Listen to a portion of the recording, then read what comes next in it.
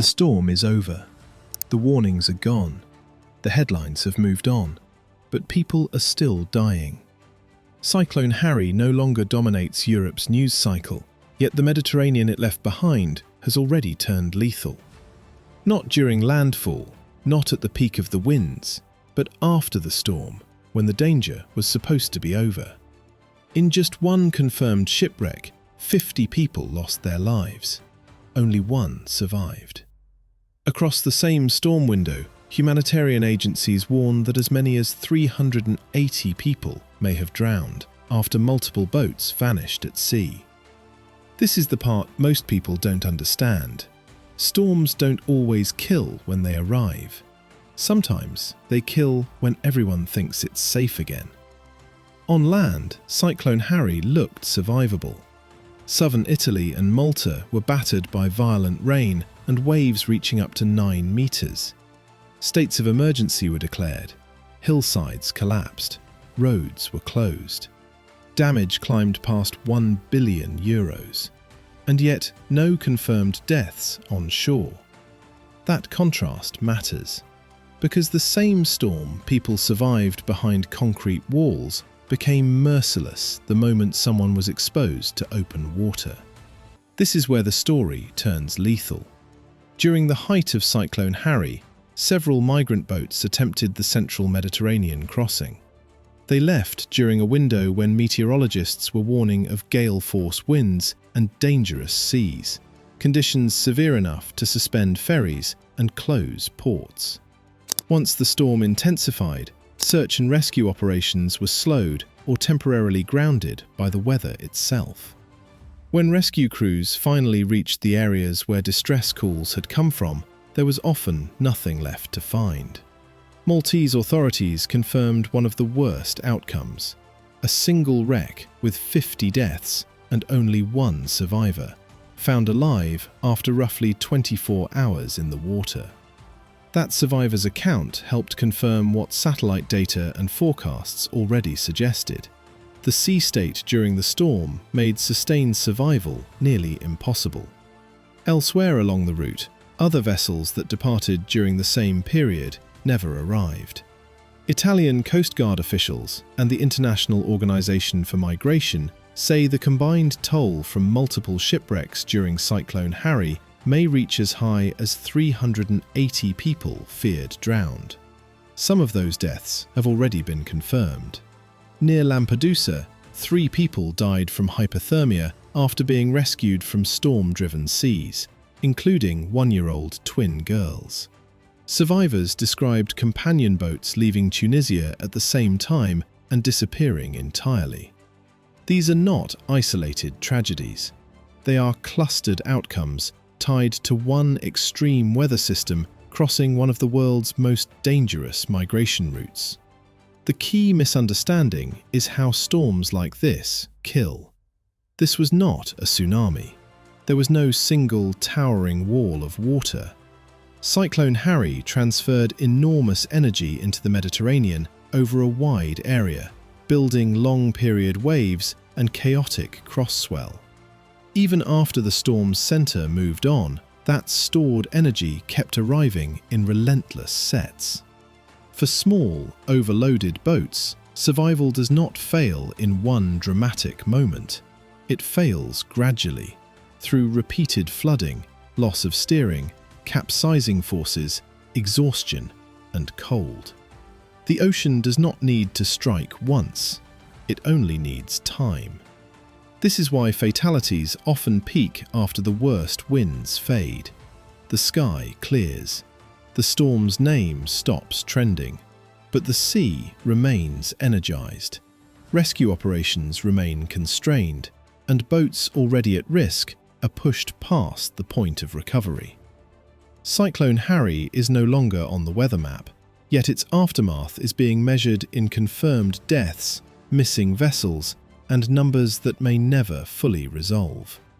What makes this phase especially dangerous is that it hides in plain sight. After a cyclone, people look for visual cues: dark clouds, driving rain, screaming wind. When those disappear, The human instinct is to downgrade the threat.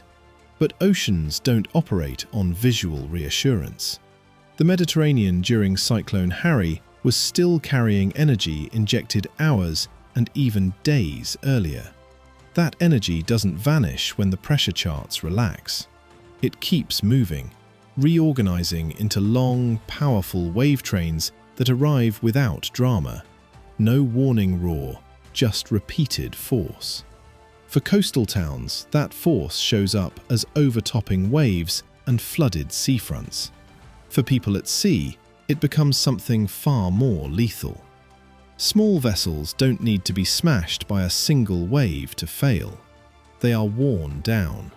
Each surge adds water, each roll weakens balance, each minute drains strength. Steering fails, engines stall. Hypothermia sets in fast, even in waters that don't feel cold from shore. By the time a distress call is made, the outcome is often already narrowing. This is also why rescue timelines stretch so painfully long. High seas reduce visibility and scatter debris, expanding the search area from a few kilometers to dozens. Aircraft can't safely fly low. Rescue boats can't linger beside unstable vessels without risking capsizing themselves. In storm conditions, crews are forced to make impossible calculations: when to approach, when to pull back, and how not to turn one emergency into two. Every delay increases the odds that survivors become statistics, and that's where the numbers start to blur. Feared drowned, presumed dead, missing. These aren't evasive terms, they're acknowledgements of how the sea erases evidence. Unlike a building collapse or a landslide, there is often no fixed site to investigate, no clear boundary where a search can conclusively end. Boats break apart, people are carried far from where they entered the water. When conditions are violent, the Mediterranean becomes a moving graveyard with no markers. In the days after Cyclone Harry, this uncertainty fueled a second wave of danger: misinformation. Dramatic shoreline videos circulated widely, mislabeled as tsunamis or new disasters. Old footage was recycled. Unverified casualty counts spread faster than official updates. In that noise, real warnings risk being ignored or drowned out. But verified information moves slowly for a reason. Coast Guards confirm incidents. Rescue coordination centres log calls. Humanitarian agencies cross-check survivor accounts. Numbers are released only when they can be defended, because false certainty in a crisis can cost lives. There's a hard lesson embedded in this storm. Extreme weather doesn't just create a moment of danger, it creates a window, a span of time where risk stays elevated even as attention fades. During Cyclone Harry, ferries were suspended, ports restricted, and authorities urged people to stay indoors. Those were not bureaucratic cautions. They were signals that the sea had crossed a threshold where human control drops sharply. History shows the pattern repeating. The central Mediterranean is already one of the deadliest migration routes on Earth.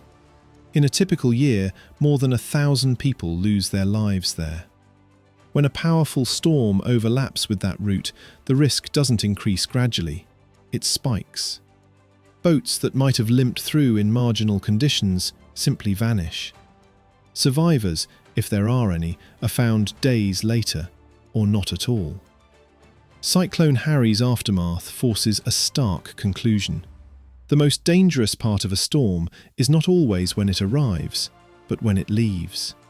When warnings feel less urgent. When the sea looks calmer from shore. When people assume the threat has passed, because the name has moved on. For those who entered the Mediterranean during that window, the storm never really ended. Cyclone Harry leaves behind a hard truth. Disasters don't end when alerts disappear. They end when the systems they disrupted return to balance. Roads can reopen while the sea remains dangerous. Skies can clear while rescue teams are still searching coordinates where boats vanished. The Mediterranean after this storm proves that water holds memory. It carries energy forward long after headlines move on. The deaths linked to Harry were not random. They were the predictable outcome of extreme weather meeting exposure. When violent seas overlap with fragile vessels, the risk doesn't rise slowly. It spikes. That's why the aftermath matters more than landfall. That's where losses become invisible. Understanding real danger matters. Not every wave is a tsunami. Real threats show up in official warnings, port closures, and delayed rescues, not viral clips.